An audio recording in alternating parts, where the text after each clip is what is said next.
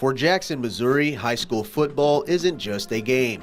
It's a tradition, a community event, and for almost 90 years, this stadium has stood at the center of it all.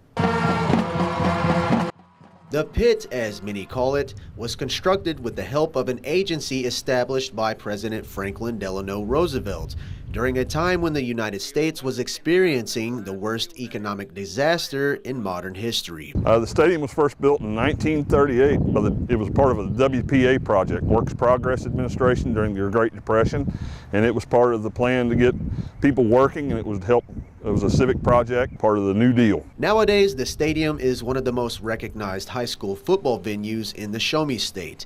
And despite being in a town of only 15,000 people, crowds at games are anything but small. Whether it be a rebuild year or a state champion team, these seats fill up.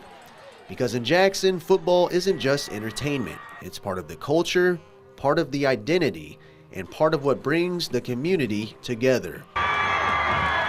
What makes this high school stadium different starts just a few feet from the sideline.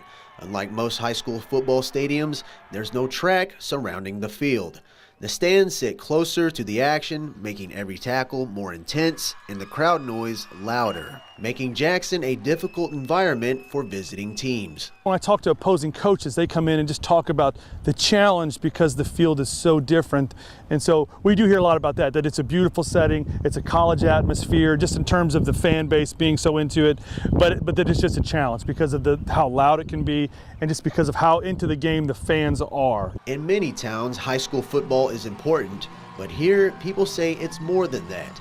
Generations of families return to the same seats, former players and alumni come back, and neighbors gather under the lights for something bigger than the final score. I think it's a staple. You see different things like when you drive throughout town, there's a sign that says Pit this way.